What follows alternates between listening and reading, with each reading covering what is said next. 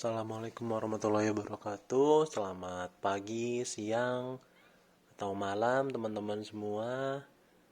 Perkenalkan, saya Muhammad Ridwan Kahar dengan NIM 53008107. Hari ini akan mempresentasikan studi kasus Supply Chain Management pada perusahaan Dell untuk pemenuhan tugas 2 Sistem Informasi Manajemen. Oke, kita mulai saja. Baik, pertama ada profil singkat tentang perusahaan yang saya angkat, yaitu Dell.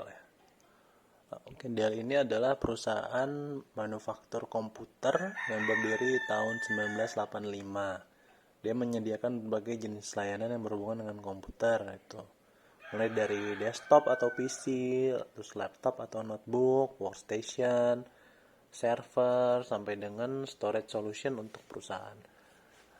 Dell ini sendiri bisnisnya lebih lebih mengincar bisnis to bisnis ya. Jadi langsung ke perusahaan-perusahaan.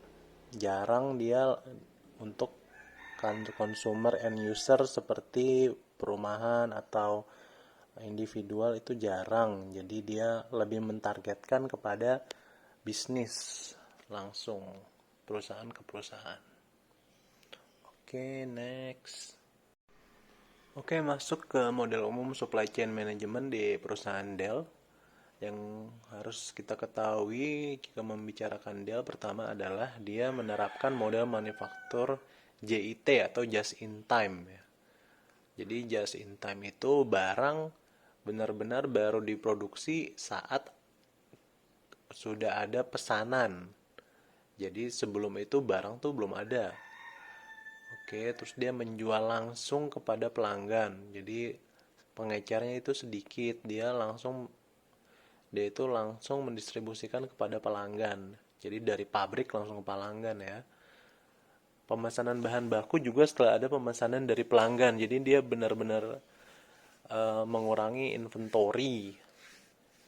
Jadi inventorinya yang dipegang tuh sedikit untuk bahan baku ya. Oke, keuntungan model manufacturing JIT ini yang diterapkan oleh Dell adalah satu, tentunya mengurangi inventory. Mengurangi inventory juga berarti mengurangi inventory carrying cost. Inventory carrying cost adalah biaya yang kita keluarkan untuk menyimpan inventory ya, pemeliharaan, gudang, karyawan gudang, segala macamnya. Terus mengurangi biaya penjualan, otomatis bisa lebih murah karena biaya gudang tadi bisa lebih murah menjual produknya ya, karena biaya gudang tadi itu sudah diminimalisir. Lalu D, menambah fleksibilitas dalam menghadapi perkembangan pasar. Ini maksudnya apa? Jadi misal kalau pasar tiba-tiba berubah, ada produk baru. Nah, karena kita tidak ada stok di gudang, jadi kita bisa langsung memasarkan produk yang baru. Kita langsung beli aja bahan baku yang baru. Jadi tidak ada, karena komputer berkembangnya cepat sekali ya.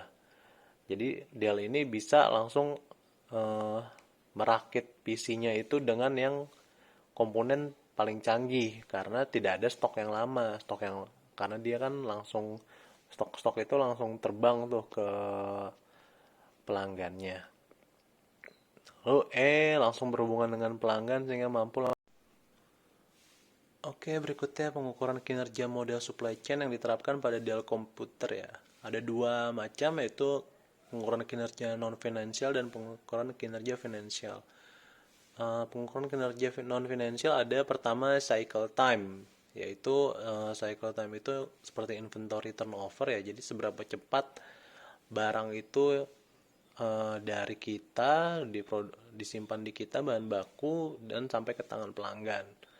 Lalu level layanan pelanggan. Level layanan pelanggan ini ya seperti customer service ya, kepuasan pelanggan itu seberapa tingkatnya. Terus resource utilization adalah bagaimana kita menggunakan dengan baik resource sumber daya yang kita miliki. Jadi seberapa efisien sih si Dell itu. Lalu pengukuran kinerja finansial Yang digunakan adalah satu, biaya bahan baku, biaya pemrosesan, biaya simpan barang, biaya transport barang, dan biaya kerusakan barang. Nah, dari segi finansial ini, Dell ini mempunyai competitive advantage ya, mempunyai keunggulan. Karena seperti yang tadi dijelaskan, dia menggunakan JIT, just in time. Jadi, biaya pemrosesan dan simpan barang itu bisa ditekan. Karena dia benar-benar kalau ada order, baru dia order bahan baku. Biaya kerusakan barang juga bisa ditekan dengan just in time ini ya, karena kan eh, apa namanya, lama penyimpanan itu juga berpengaruh. Barang kalau kelamaan disimpan kan bisa rusak juga ya. Berikutnya adalah customer order dan manufacturing. Customer order ini adalah inti dari bisnis Dell ya. Customer order ini adalah pemesanan barang, karena Dell itu adalah jasa rakit PC sebenarnya. Jadi dia jual jual komputer, tapi dalam apa namanya, hardwarenya itu adalah hardware dari pihak ketiga ya, seperti Intel, Nvidia, AMD. Jadi dia itu jasa perakitan aja.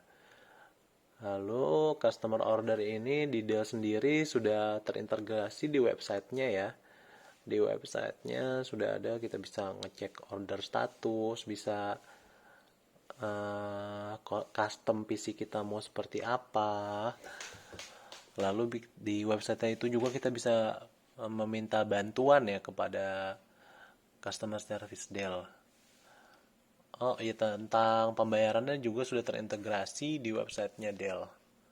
Oke, next slide.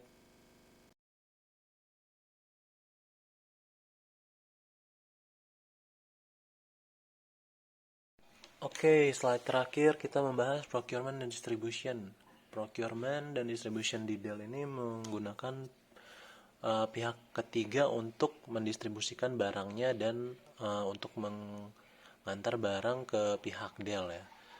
Pihak ketiga ini seperti UPS atau FedEx di Amerika sana. Kalau di sini seperti JNE, JNT, ya perusahaan ekspedisi lah ya. Lalu procurement ini dilakukan saat ada pesanan. Jadi made to order seperti yang dijelaskan sebelumnya, karena menganut sistem manufaktur CIT. Jadi jika ada pesanan, baru bahan baku ini dipesan oleh Dell. Jadi benar-benar pas ada pesanan, baru bahan baku itu dipesan, dan setelah dipesan dirakit untuk nantinya sampai ke tangan pelanggan. Sistem karena made to order ini dan menggunakan JIT, jadi time frame-nya atau waktu untuk procurementnya kan sempit ya. Jadi Dell ini terintegrasi pada sistem e-procurement, sehingga supplier bisa langsung melihat secara real time saat Dell membutuhkan suplai barang. Jadi waktunya singkat dari supplier ke Dell itu, waktunya sesingkat-singkatnya agar Dell bisa memanufaktur barang dan menyampaikan kepada pelanggan tepat waktu ya. Oke, sekian dari saya. Kurang lebihnya mohon maaf. Assalamualaikum warahmatullahi wabarakatuh.